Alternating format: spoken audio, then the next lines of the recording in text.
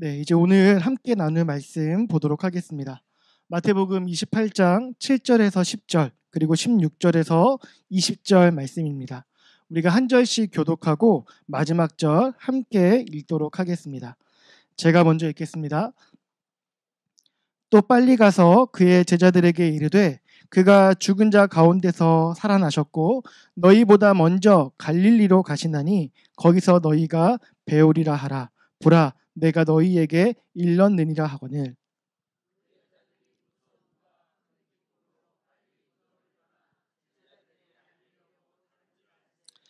예수께서 그들을 만나 이르시되 평안하냐 하시거늘 여자들이 나아가 그 발을 붙잡고 경배하니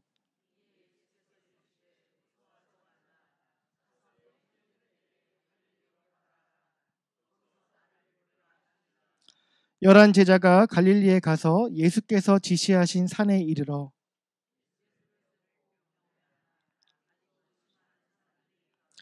예수께서 나와 말씀하여 이르시되 하늘과 땅의 모든 권세를 내게 주셨으니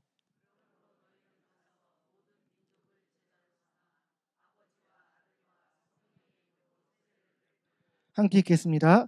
내가 너희에게 분부한 모든 것을 가르쳐 지키게 하라. 볼지어다 내가 세상 끝날까지 너희와 항상 함께 있으리라. 아멘. 지난 주일에 우리는 인류 역사 가운데 가장 위대한 사건이었던 예수 그리스도의 부활을 기념하였습니다. 광활하다라는 표현도 부족할 만큼 이 압도적인 스케일의 우주를 만드신 창조주 하나님께서 그 우주에서 정말 먼지보다도 작은 이 지구라는 곳에 당신의 형상으로 지은 이 피조물을 두셨습니다. 그런데 그 피조물들이 점점 시간이 갈수록 창조주 하나님을 잊어버려 가게 된 것입니다. 그리고 잊어버린 하나님의 그 자리에 자신들이 앉아 버렸습니다. 그렇게 하나님의 자리를 차지했으면 좀 잘 다스리기라도 하면 좋을 텐데 인간은 그것마저 실패합니다. 인간은 하나님께서 이 땅에 심어주신 모든 아름다운 것들을 파괴하고 망치는 일들에 재능을 더 발휘하게 되었습니다. 그 결과 인간들은 영원한 사망 아래 놓이게 되었는데 이것은 인간이 마땅히 받아야만 하는 형벌이었습니다. 그런데 사실 이거를 형벌이라 말하기에 조금 망설여지는 게요. 굳이 하나님께서 인간에게 벌을 내리지 않으셔도 이제껏 인간들이 인류 역사를 통해 보여준 행태들을 떠올려 본다면 미래의 인간들은요, 인간 스스로의 문제들을 해결하지 못하고 모두가 멸망하는 길을 걷게 될 것으로 보여집니다. 하나님이 벌을 내리지 않아도 스스로 붕괴하는 것이 인간에게 주어진 운명이라는 것입니다. 뛰어난 과학자 중에 한 사람이었던 아인슈타인이요, 이런 말을 남겼습니다. 3차 세계대전이 어떤 무기로 치러질지는 모른다. 그러나 4차 세계대전은 아마도 몽둥이와 돌을 가지고 싸우게 될 것이다. 이게 어떤 의미인지는 다들 이해하실 거라고 생각을 합니다. 그렇게 망할 수밖에 없는 비참한 운명에 이끌려가는 인류였으니 제가 만약 하나님이었다고 한다면 그 멸망의 속도를 빠르게 만들진 않았어도 그 흐름 자체를 바꾸려고 하진 않았을 겁니다. 아, 이놈들 나 없이도 잘 살 수 있다고 그러더니 그거 참 쌤통이다. 오냐, 너희들이 바라던 대로 내가 이 땅에 이 세상에 손을 떼어줄 터이니 자, 이제 그 대가를 너희 스스로 한번 치루어 보아라. 이러면서 가만히 인간들의 세상이 망해가는 걸 구경을 했을 것 같습니다. 그러니 참 다행이지 않습니까? 제가 하나님이 아닌 게요. 하나님은 이 비참한 운명에 끌려가는 인간들을 내버려 두지 않으시고요. 그 품에 안으셨습니다. 하나님께서 인간들을 사랑하신 겁니다. 여러분, 이게 참 기적 같은 일입니다. 기적이 뭘까요? 기적이 뭐죠? 설명할 수 없는 일들을 우리가 기적이라고 이야기를 하잖아요. 하나님께서 뭐가 아쉬워서 뭐가 부족해서 이렇게 형편없는 인간들을 사랑하여 주시는지 이게 도무지 이해가 되지 않는 겁니다. 저는 이 지점이요, 많은 이 바깥에 있는 교회 바깥에 있는 사람들이 기독교 신앙을 받아들이는 데 있어서 큰 진입장벽 중에 하나라고 생각을 합니다. 조건이 없는 사랑, 차이를 뛰어넘는 사랑, 유익보다 손해가 언제나 더 큰 사랑. 이런 사랑이 세상에 어디 있겠습니까? 여러분 한번 우리가 생각해 봤으면 좋겠습니다. 특별히 우리 자매 되시는 분들, 배우자나 연인에게 좀 이런 질문 많이 하시지 않을까요? 뭐 자기야, 여보 이렇게 부르시면서 나 왜 사랑해? 나 어디가 좋아? 이런 거 좀 많이 물어보시지 않으셨습니까? 네. 그럼 지금 한번 물어보실까요? 이제 이런 거 좀 물어볼 때는 다 지나셨나요? 어, 나의 사랑하는 이유를 이렇게 꼬치꼬치 캐물어서라도 알고 싶은 게 인간의 마음이잖아요. 그런데 도무지 이유를 알 수 없는 하나님의 사랑이라니 이게 납득이 가지 않는 겁니다. 그런데 이 납득되지 않는 기적이 우리에게 일어났다라는 거예요. 창조주가 우리를 사랑하사 당신의 아들을 이 땅에 보내주셨습니다. 그리고 우리의 죄의 문제를 해결하기 위해서 그 죄가 없으신 아들을 십자가에 내어 주셨습니다. 그렇게 이 세상은 감당치 못할 피를 받게 되었습니다. 죄가 없으신 창조주의 아들의 피를 받았고 그 결과 저와 우리 성도분들이요 나음을 입었습니다. 우리는 더 이상 죄의 대가로 인하여 피를 흘리지 않게 되었습니다. 우리는 영원히 멸망할 수밖에 없는 그 비참한 운명에서 해방이 된 것입니다. 십자가에서 예수님은 우리의 죄의 문제를 완전하고도 완벽하게 해결해 주셨습니다. 그런데 우리를 향한 하나님의 사랑은요, 그 아들 예수 그리스도를 십자가에 못 박는 것으로 끝나지 않았다는 것입니다. 하나님은 십자가에서 죽으신 예수님을 사망에서 다시 살려내 주셨습니다. 죄의 문제를 해결하는 데서 끝나지 않고요. 사망을 이기고 세상을 이기어 우리로 세상 예수님과 더불어 영원한 하나님 나라를 다스리며 살아가는 것으로 우리를 향한 당신의 사랑을 완성하여 주신 것입니다.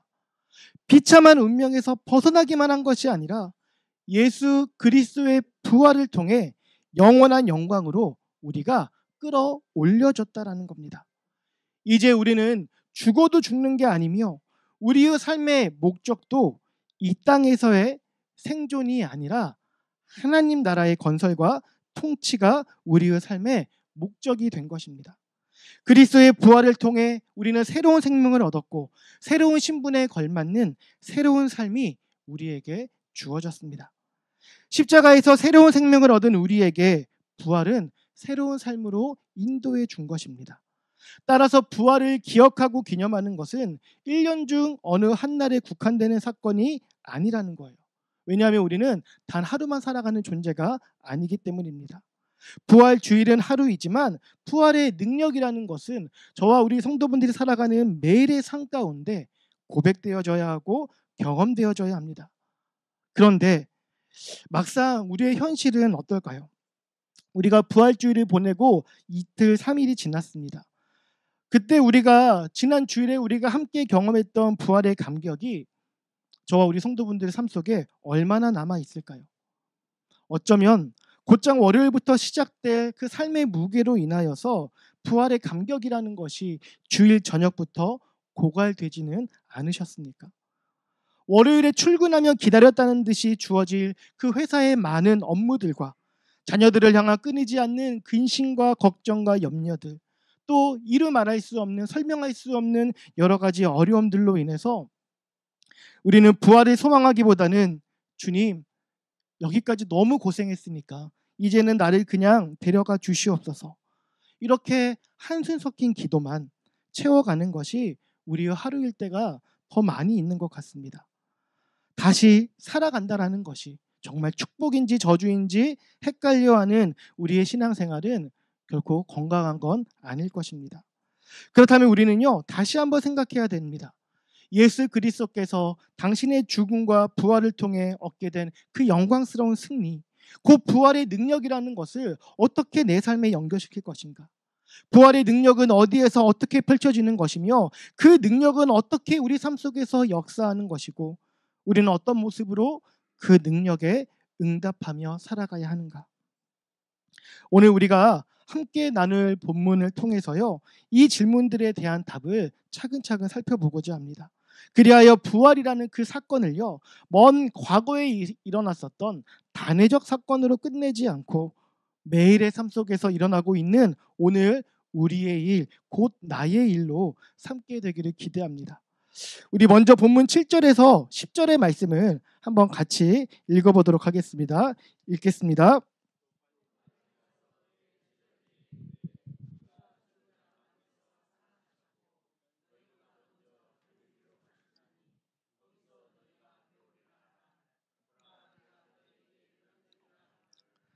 그 여자들이 무서움과 큰 기쁨으로 빨리 무덤을 떠나 제자들에게 알리려고 다름질할세 그들을 만나 이르시되 평안하냐 하시거늘 여자들이 나아가 그 발을 붙잡고 경배하니 이에 예수께서 이르시되 무서워하지 말라 가서 내 형제들에게 갈릴리로 가라 하라 거기서 나를 보리라 하시니라. 아멘.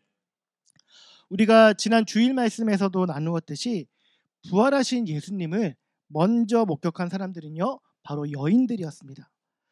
여러분, 만약 우리가 예수님이었다고 한다면요, 자, 부활한 후에 가장 먼저 만나고 싶어 했던 사람들은 누가 있었을까요?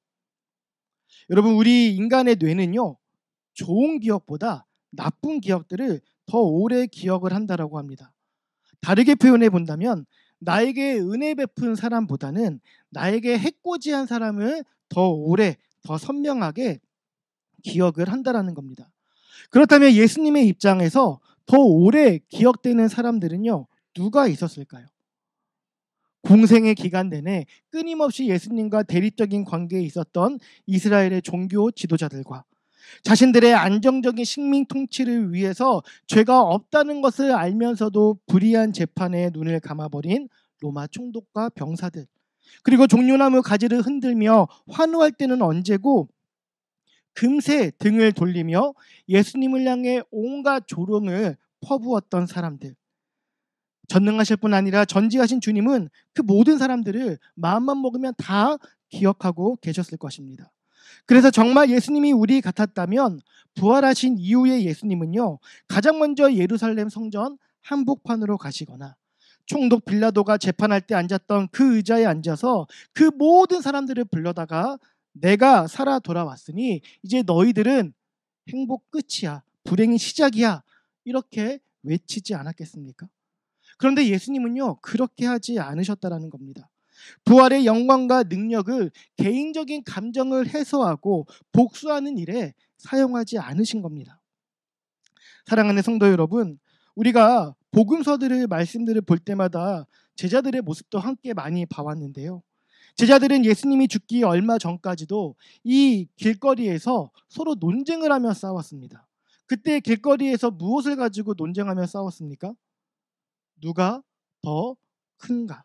누가 더 높은 자인가?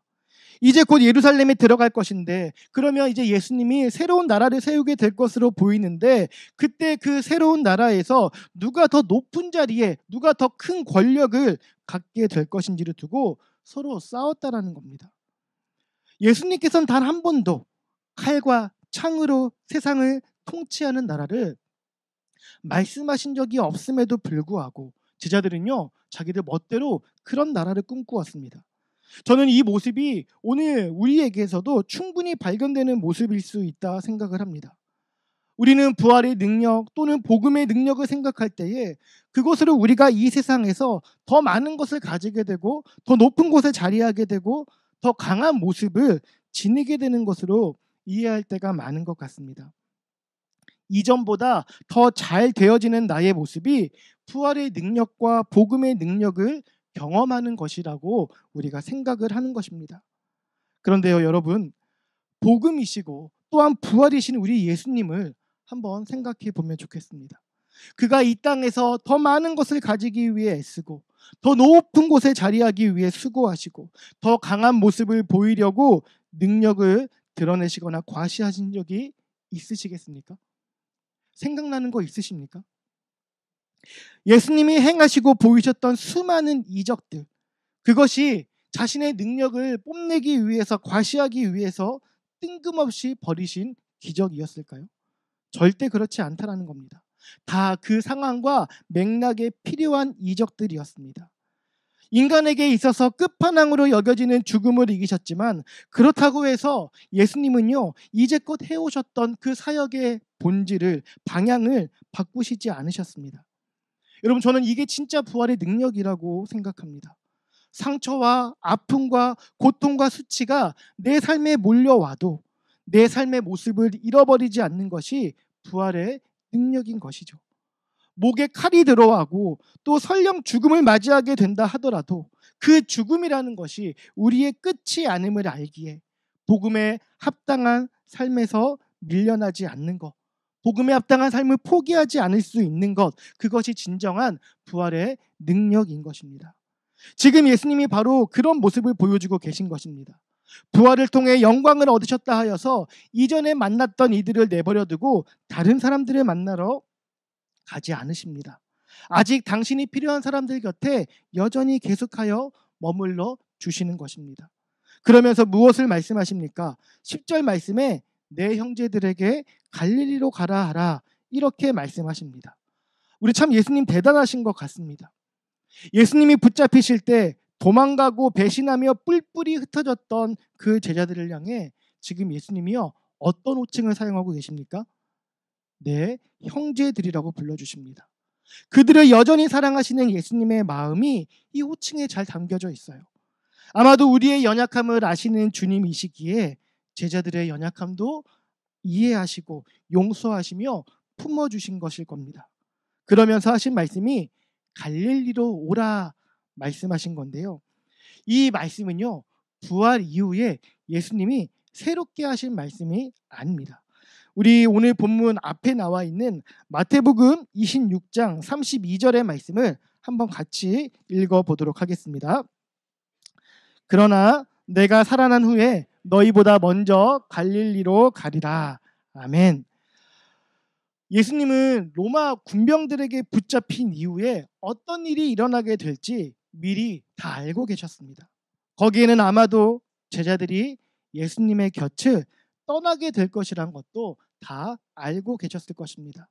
그럼에도 불구하고 부활 이후에 예수님은요, 그 자신을 저버리고 배신하고 도망간 제자들을 다시 만나줄 것을 약속하시는 것입니다. 그리고 그 장소를 특정하여 주시는데요, 그것이 어디입니까? 네, 바로 갈릴리라는 것입니다. 부활을 통해 영광을 얻으신 예수님이 제자들과 재회할 장소로 택하신 장소, 그 갈릴리는 어떤 곳일까? 우리 이사야 9장 1절의 말씀은 한번 같이 읽어보도록 하겠습니다. 이사야 9장 1절입니다. 전에 고통받던 자들에게는 흑암이 없으리로다. 옛적에는 여호와께서 스불론 땅과 납달리 땅이 멸시를 당하게 하셨더니 후에는 해변 길과 요단 저쪽 이방의 갈릴리를 영화롭게 하셨느니라. 아멘. 방금 읽었던 이 이사야서 말씀을 보면요, 갈릴리라는 단어 앞에 한 가지 수식어가 붙고 있습니다. 어떤 수식어죠? 이방의 갈릴리라고 적혀 있죠. 그런데 이 이방의 갈릴리라는 표현이요, 나중에 마태복음 4장에서도 언급이 됩니다. 그렇다고 한다면 이 표현은 오래도록 사용된 표현일 것입니다. 그리고 갈릴리에 대한 당시 이스라엘 백성들의 생각을 포함하고 있는, 내포하고 있는 그런 표현임을 생각해 볼 수가 있습니다. 그렇다면 이 표현은 어떤 의미가 담겨 있는 걸까? 일단 예수님 당시 이스라엘 지역을 나누어 본다면요, 크게 세 부분으로 나눌 수 있습니다.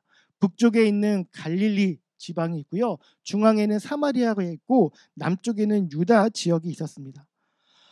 그런데 우리가 성경을 보게 되면, 특별히 구약 성경을 보게 되면 강성한 이방 민족들이 많이 나오게 되는데요. 바벨론이니 페르시아니 하는 이 이스라엘을 괴롭히고 침략했던 그 대부분의 민족들이요, 남쪽에서 올라왔을까요? 북쪽에서 내려왔을까요? 북쪽에서 내려오는 경우가 훨씬 많았습니다. 그러니까 갈릴리 지역, 북쪽에 있는 갈릴리 지역은 수시로 이방 민족들의 침입이 받았던 곳입니다. 그때마다 이스라엘 백성들이 전쟁에 지면 포로로 끌려가기도 하고, 또 때로는 이방 민족들이 그 갈릴리 지역으로 이주해 오기도 합니다. 그러다 보니 자연스럽게 혼혈이 이루어지게 되었습니다.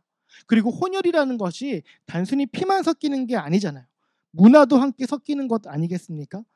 그렇게 조금씩 혼혈되고 혼합적인 그런 모습들이 있었는데, 그러던 것이 마카비라는 혁명 때 유대색이 강한 유대 지역의 사람들이 좀 이 갈릴리로 많이 이주하는 일이 있었다라고 합니다. 그래서 이 어떤 혼혈주의와 혼합주의의 이미지가 다소 희석되기는 했지만, 그래도 맨 그 남쪽에 살고 있는 유대 지역 사람들에게는 사마리아까지는 아니더라도 갈릴리도 비슷한 이방 사람들이야라고 생각하는 경향이 굉장히 강했다라고 합니다. 이런 이유들로 인해서 갈릴리를 이방의 갈릴리 이렇게 불렀던 것입니다. 곧 사회적 편견이 담겨 있는 멸시와 비하의 호칭이었던 겁니다. 그래서 요한복음 1장 46절을 보면 이런 말씀이 나옵니다. 제가 읽어드릴게요. 나다나엘이 이르되 나사렛에서 무슨 선한 것이 날 수 있느냐? 빌립이 이르되 와서 보라 하니라. 여기서 나사렛은요, 사실 갈릴리를 의미한다라고 생각하시면 됩니다. 이방의 갈릴리에서 무슨 선한 것, 무슨 선지자며 무슨 메시아가 나올 수 있겠냐? 말도 안 되는 소리 하지 마라. 이렇게 핀잔하고 무시하는 말인 거예요. 이게 얼핏 보면요, 이런 말을 하고 있는 나다니엘이라는 사람은요, 이 갈릴리 지방의 사람이 아닌 것 같아 보이잖아요. 근데 사실은 이 말을 하고 있는 나다니엘도 갈릴리 출신으로 알려져 있습니다. 갈릴리 출신이 갈릴리 지역을 비하하는 말을 하고 있는 거예요. 자기 얼굴에 침을 뱉고 있는 것인데, 이게 진짜 속상한 모습인 거잖아요. 이것을 보고 있으면 왜 예수님께서 나사렛에서 성장을 하시고 갈릴리에서 사역을 시작하셨는지 그 이유가 짐작이 되는 것입니다. 우리 누가복음 4장 18절과 19절의 말씀을 한번 같이 읽어볼까요? 읽겠습니다.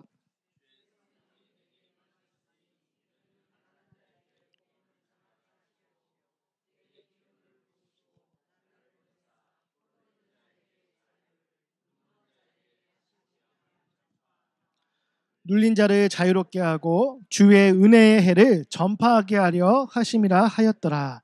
아멘.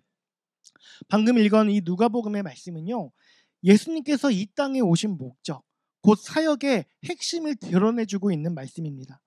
갈릴리에서 행하신 예수님의 사역이 딱 이 말씀을 구체적으로 실현한 것이라고 우리는 평가해 볼 수가 있습니다. 갈릴리라는 이 변방에서 소외된 사람들에게 먼저 다가가 복음을 전파하셨고, 그들의 육체적, 정서적, 영적인 고통을 예수님은 치유하고 회복해 주셨습니다. 이렇듯 예수님은 권력과 또한 중심에서 벗어나 있는 사람들을 불쌍히 여기시며 그들에게 하나님의 사랑과 하나님의 정의를 보여주는 일에 열심을 다하셨습니다. 하나님의 눈길이 예루살렘 성전이 있는 유대 지역만 바라보고 있는 것이 아니라 여기 이방 땅의 갈릴리에도 환하게 비추어지고 있다는 것을 예수님 스스로가 열심히 모습을 통해 보여주고 계셨던 겁니다. 그래서 나중에는요, 어떤 일이 일어나게 됩니까? 갈릴리 출신의 제자들이요, 예루살렘에 가서 교회를 세우게 됩니다. 예루살렘에서 갈릴리로 선교를 하는 게 아니라 갈릴리에서 예루살렘으로 선교가 이루어지는 거예요. 나중된 자가 먼저 되고 먼저 된 자가 나중되는 모습을 그대로 보여주는 것입니다. 특히나 예수님의 12제자 가운데 유일하게 가룟 유다만 갈릴리 출신이 아닌 유다 출신으로 알려져 있는데요, 유다 출신이 하나님의 아들이신 예수님을 배신하는 것도 참 우리가 눈여겨볼 만한 포인트인 것 같습니다. 이렇듯 갈릴리라는 지역은요, 예수 사건의 시작점으로서 복음의 핵심 메시지들을 담고 있던 상징적인 공간이었습니다. 그리고 바로 그 공간에서 예수님은 12명의 제자들을 만나고 부르셨습니다. 우리 마태복음 4장 18절에서 22절의 말씀을 함께 읽어보도록 하겠습니다. 갈릴리 해변에 다니시다가 두 형제 곧 베드로라 하는 시몬과 그의 형제 안드레가 바다에 금을 던지는 것을 보시니 그들은 어부라. 말씀하시되 나를 따라오라. 내가 너희를 사람을 낚는 어부가 되게 하리라 하시니 그들이 곧 그물을 버려두고 예수를 따르니라. 거기서 더 가시다가 다른 두 형제 곧 세베대의 아들 야고보와 그의 형제 요한이 그의 아버지 세베대와 함께 배에서 그물 깁는 것을 보시고 부르시니 그들이 곧 배와 아버지를 버려두고 예수를 따르니라. 아멘. 요즘에 이제 혹시 영화를 보시는 거 좋아하시나요? 요즘 극장가에서 인기 있는 영화 중에 하나가 승부라는 영화입니다. 이 누구를 모델로 하는 영화인 줄 아십니까? 승부라는 영화 혹시 전혀 못 들어보셨나요? 네. 우리나라 바둑계의 거목들인 이 조훈현 기사와 또 이창호 기사가 이제 모델이죠. 이 훌륭한 스승과 훌륭한 제자의 어떤 표본 같은 모습입니다. 제자가 어떤 모습을 보여주느냐에 따라서 그 스승에 대한 평가가요 달라지기 마련입니다. 그래서 스승 되는 사람들은요 가능성이 있고 될성 부른 사람들을 제자로 삼으려고 합니다. 그렇다면 우리 예수님에게 걸맞는 제자는 어떤 사람들이어야 하겠습니까? 물론 이 땅을 사랑하는 그 누구도, 이 세상에 존재했던 그 누구도 예수님의 제자가 되기에는 한참이나 부족하지만, 그럼에도 우리가 굳이 생각해 본다면 좋은 조건을 가지고 있고 좋은 배경도 가지고 있고 좋은 성품도 가지고 있고 좋은 실력을 두루 갖춘 그런 사람이라면, 그래도 우리가 예수님의 제자로 그래 저 사람 정도면 괜찮을 것 같아 생각할 수 있는데, 실제로 예수님께서 제자 삼은 이들을 보면요 전혀 그렇지가 않습니다. 우리가 방금 전에 읽은 본문에 등장하는 이들만 보더라도 그렇습니다. 베드로와 안드레, 야고보와 그의 형제 요한, 그들은 모두 물고기를 잡는 어부였습니다. 지금이야, 오늘날에야 직업을 가지고 귀천을 따지면 참 무례하고 무지한 것으로 생각이 되지만, 당시만 해도요 귀천이라는 것이 아주 분명했던 시대입니다. 그리고 어부는 사회적으로 천대받던 직업 중에 하나였습니다. 사도행전을 보게 되면요 베드로와 요한이 종교 지도자들 앞에서 복음을 담대하게 막힘없이 전하는 그 모습을 보면서 사람들이 놀랐다라고 하는데요.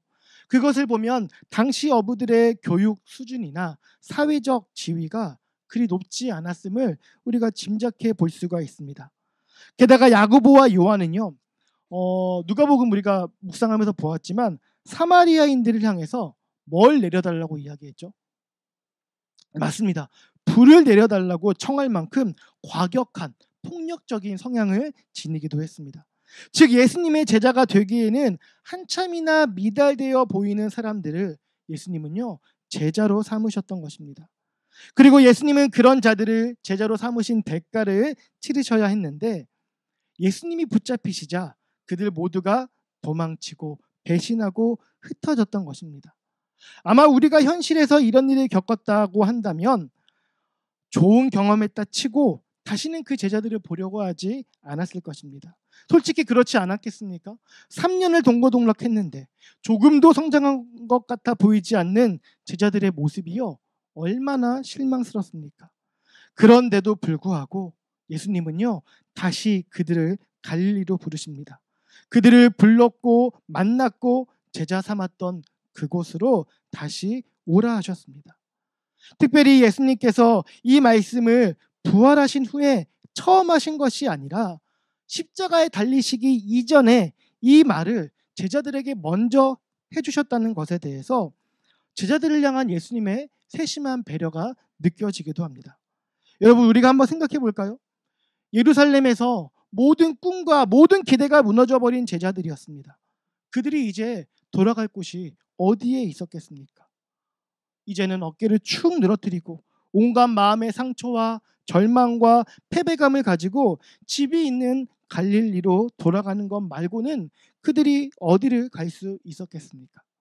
모든 것을 잃어버린 패잔병의 모습으로 걸음을 옮겼을 제자들인데, 예수님의 이 말씀으로 인해 그들은 패잔병이 아니라 새로운 임무를 부여받은 자로 당당하게 걸음을 옮길 수 있는 명분을 얻었던 것입니다.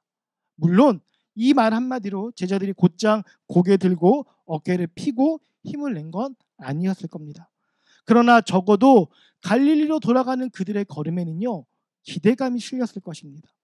앞으로 내 인생 어떻게 하지? 한여름밤의 꿈이 이렇게 끝났구나, 이렇게 생각하면서 걸음 하나에 한숨 한번, 이런 맥없는 걸음이지 않고 정말 예수님이 부활하신 걸까? 갈릴리로 돌아가면 정말 예수님이 살아서 계시는 걸까? 에이, 말도 안 돼. 그런데 우리 예수님이라면 그 말도 안 되는 부활이란 거 가능하지 않을까? 여러 가지 이러한 생각들로 그 걸음이 마냥 힘이 없거나 방향을 잃어버린 걸음이진 않았을 겁니다. 오히려 그 부활의 실체를 급히 확인하고자 빠른 걸음으로써 갈릴리를 향했을 겁니다. 그렇게 예수님은 제자들과 처음 만났고 또한 함께 열심히 돌아다니시며 복음을 전하셨던 그 갈릴리로 제자들을 부르셨습니다. 부활하신 예수님이 제자들로 하여금 오라 하신 갈릴리는 바로 이런 곳이었습니다. 부활을 통해 영광을 얻으신 주님이 가시기에 이방의 갈릴리란 지역은 결코 어울리지 않는 것 같아 보이지만 그곳은 예수님과 제자들이 함께 일상을 공유하고 보냈던 곳이었습니다.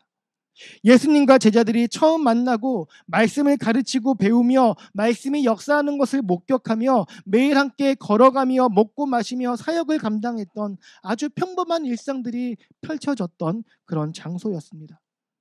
예수님의 부활이라는 것은 분명 특별한 사건이었지만 예수님은 그 부활의 능력을 특별한 공간에서 특별한 방법으로 드러내고자 하지 않으셨다는 겁니다.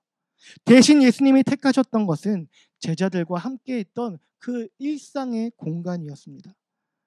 예수님의 부활을 목격한 자가 보이는 삶의 변화가 예수님의 부활의 증거가 되기를 원하셨고 그것을 드러낼 수 있는 가장 좋은 공간은 제자들이 평소에 살아가던 그 일상의 장소였기 때문입니다. 우리는 종종 부활의 능력이라는 것을 특별한 영적 체험이나 기적적인 사건에서 찾아보려는 경향이 있습니다. 그러나 부활 후 제자들을 향해 갈릴리로 부르신 예수님을 생각해 본다면 부활의 능력은 오히려 일상을 견디어가는 힘으로 나타나야 하는 것입니다. 일상의 자리에서 다시 사랑하고 다시 용서하고 다시 인내하고 다시 복음 앞에 서는 모습으로 말입니다. 수시로 우리를 굴복시키려는 이 세상의 거센 공격 앞에 무너진 소망을 다시 일으켜 세우고 믿음으로 살아가는 일상을 지켜가는 이 세상과 다른 구별된 모습에서 우리는 부활의 능력을 세상에 증거할 수가 있다라는 것입니다. 그런데 이게 진짜 어려운 일입니다. 우리 어릴 적에 수련회 갔을 때를 한번 생각해 보실까요?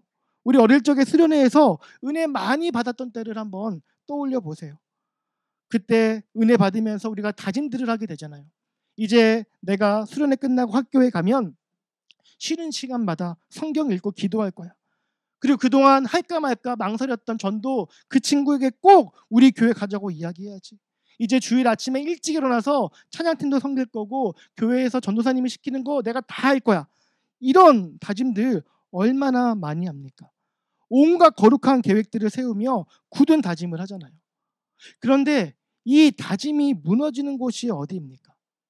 PC방, 오락실, 노래방? 아닙니다. 바로 집이라는 곳입니다. 부모님과 싸우면서 그 다짐이 너무 빨리 너무 쉽게 무너져 버리는 겁니다. 우리가 가장 방심하고 있는 가장 일상적인 공간에서 우리의 믿음이 무너질 때가 대부분이라는 겁니다. 우리도 사실 그걸 너무 잘 알고 있습니다. 그래서 우리는 최대한 일상을 벗어난 공간에서 신앙생활을 열심히 하려고 합니다. 다른 공간에서 특별한 방법으로 우리의 믿음의 강함을 증거하려고 합니다. 그런데 생각해 보실까요? 예수님께서 당신의 부활을 드러내시는 곳으로 예루살렘이 위험해서 그곳을 택하지 않으신 것이겠습니까? 빌라도의 법정으로 가는 그 길에 경비가 삼엄해서 그곳에 가지 못하신 것이겠습니까? 그렇지 않다라는 겁니다. 오히려 그곳에 등장하셨으면 시끌벅적하니 더 많은 사람들의 관심을 얻으면서 많은 사람들이 예수님을 따르겠다라고 승천하지 마시고 같이 계속 있자고 예수님 바짓가랑이 붙잡고 있기 때문에 예수님이 막 하늘도 못 올라가고 그런 일들이 일어날 수도 있었을 것입니다. 그런데 예수님은요, 그렇게 하지 않으셨어요. 예수님은 처음부터 부활 후에 제자들과 제어할 장소로 갈릴리를 정하셨습니다.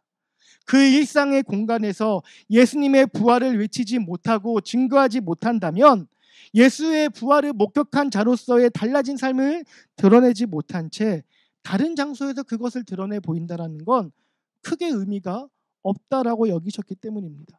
그런 건 단순한 이벤트일 뿐입니다. 일주일에 한 번 우리가 주일날 교회에 와서 큰 소리로 우리 주님 부활하셨습니다. 부활하신 주님과 더불어 내가 열심히 하나님 나라 세워가겠습니다. 그렇게 주일날 고백하고서는 월요일부터 토요일까지는 부활의 붙자도 꺼내지 않고 살아간다면 과연 그 주일에 외쳤던 그 고백이 진정성 있는 고백으로 하나님께 인정받을 수 있겠습니까? 그렇지 않다라는 겁니다. 월요일부터 토요일까지 가정에서 배우자와 자녀들을 향해, 직장에 있는 동료들을 향해 복음에 합당한 삶을 포기하지 않는 모습을 우리가 보여주지 않는다면, 못한다면 주일의 그 고백과 열심과 수고와 헌신은 어쩌면 위선일 수도 있다라는 것입니다. 사실 이렇게 말씀을 드리고 있는 저도요, 이거 참 못합니다. 이 설교를 제 아내와 아이들이 들으면 저를 위선자라고 생각을 할 것 같아요. 저 역시도 부활의 주님을 믿지 못하고 눈에 보이는 세상과 또 상황이 전부인 것처럼 그렇게 행동하고 말하고 생각할 때가 너무나도 많이 있습니다. 그래서 성도분들 앞에서는, 그래도 성도분들 만나면 그 앞에서는 좀 자세라도 잡는 척이라도 하는데 가족들 앞에서는 그마저도 못할 때가 너무 많아요. 그래서 쉽게 화내고 쉽게 짜증내고 쉽게 거절하고 쉽게 외면해 버립니다. 그런데 그래서는요, 부활의 능력이 나의 삶 속에 들어오지가 않는 겁니다. 이어지지가 않는 겁니다. 일상을 견뎌내려고 하지 않고 그냥 내 성정대로 살려고 하면서 어떻게 우리가 부활의 능력을 구할 것이며 구하지도 않는 부활의 능력을 세상에 증거할 수가 있겠습니까? 신앙생활이라는 것이 우리가 마냥 구호를 외친다고 되는 게 아니지 않습니까? 주님 저는 믿습니다. 크게 외친다고 해서 진짜 믿는 게 아니잖아요.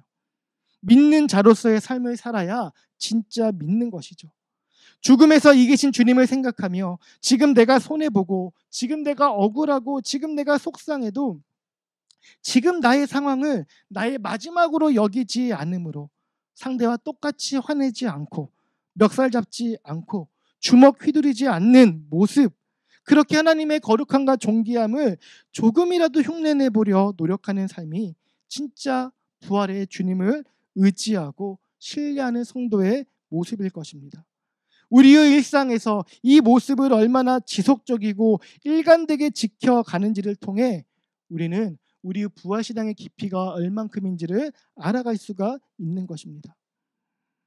요즘 우리가 살아가고 있는 이 사회를 보면요, 조금도 손해보지 않으려는 경향이 점점 강해지는 걸 볼 수가 있습니다. 그럴수록 부활신앙을 지켜가려는 우리의 결심을 흔드는 일들이 점점 더 많아질 수밖에 없습니다. 내가 어디까지 참고 견뎌야 하나? 이렇게 하는 게 맞나? 내가 이렇게 조금 참는다고 해서 세상이 변하는 것도 아닌 것 같은데 굳이 이렇게까지 해야 될까? 정말 고민이 많이 드실 거예요. 사실 일상이라는 그 장소를, 공간을 거룩하게 만들어 가려는 노력을 1도 하지 않는 그런 성도분들은 저는 없을 거라고 생각합니다. 나름 열심히, 나름 최선을 다해서 노력을 해보는데 그럴 때마다 누군가에게 뒤통수 한 대 맞고 바보라는 소리 듣다 보면 회의감이 밀려오는 겁니다.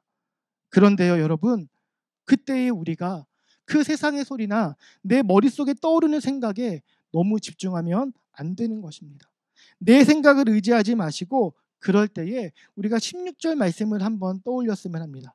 우리 16절 말씀을 한번 같이 읽어보실까요? 11 제자가 갈릴리에 가서 예수께서 지시하신 산에 이르러. 제가 예전에 이 본문을 가지고 어떤 설교하시는 목사님 설교를 들은 적이 있는데 이 16절에서 언급되고 있는 예수님께서 지시하신 산, 이 산을 가리켜 마태복음 5장에서 그 팔복이 나오잖아요. 그 팔복을 가르치시던 산이었을 거라 말씀하시는 걸 듣고 꽤 일리 있는 주장 같다라고 생각한 적이 있습니다.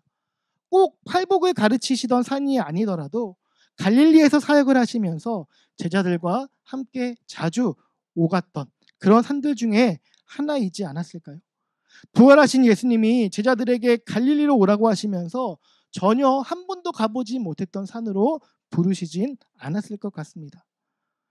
그렇게 지시하신 산으로 제자들이 향하면서 그 가는 여정 가운데 제자들이 무슨 생각을 했을까요?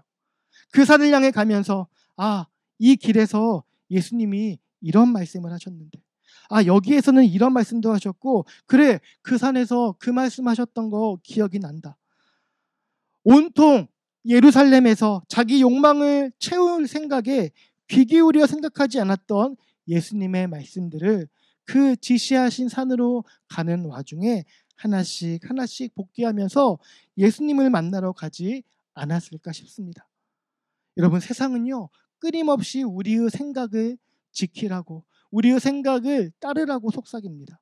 그러나 우리가 지켜야 할 것은 내 생각이 아니라 나에게 심어주신 하나님의 말씀이어야 합니다. 우리가 말씀 안에 거할 때에 우리는 부활의 능력을 꽉 붙잡을 수가 있는 것입니다. 그래야 세상 풍조에 끌려다니지 않고 타협하지 않고 영원한 하나님 나라의 백성의 삶을 지켜갈 수가 있는 겁니다. 그리하여 세상에 밀려설지 않는 우리의 모습을 통해 세상은요, 예수님의 부활을 목격하게 되는 것입니다. 우리가 그러한 삶을 감당하기를 소망합니다. 우리 성도분들을 통해서 세상이 예수님의 부활을 믿게 되는 그 날이요, 속히 오게 되기를 소망합니다.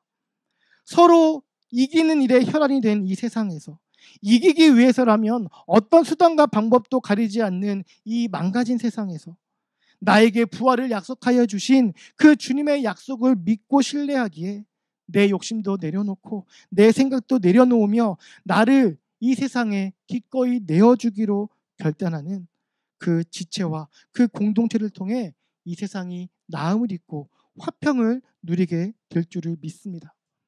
이제 말씀을 정리하려고 합니다. 부활의 능력은 눈부신 기적, 그런 초자연적인 기적을 경험하는 데 있지 않습니다. 평범한 일상 가운데 수시로 찾아오는 유혹에도 복음에 합당한 삶을 포기하지 않고 끝까지 지켜가려는 데에 있습니다.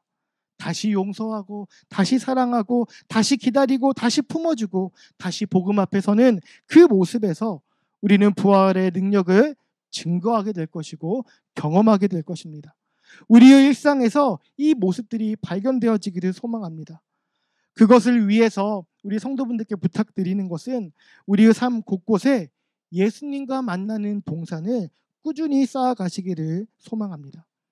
예수님이 우리를 보자고 하시는데 우리가 너무 안 만나가지고 우리에게 어디서 보자 지시해야 할지 고민하시게 만드는 그런 일이 일어나지 않게 되기를 소망합니다. 부활하신 주님께서 언제나 우리 곁에 계시며 부활의 능력을 우리에게 풍성하게 부어주실 준비도 되어 있으시니 이제 우리의 일상이 그 능력이 증거되는 통로로 삼아야 할 줄을 믿습니다. 날마다 살아계신 주님과 동행하며 부활을 누리시는, 부활을 증거하시는 우리 한 분 한 분의 귀한 지체분들 되시기를 축복합니다. 기도하겠습니다.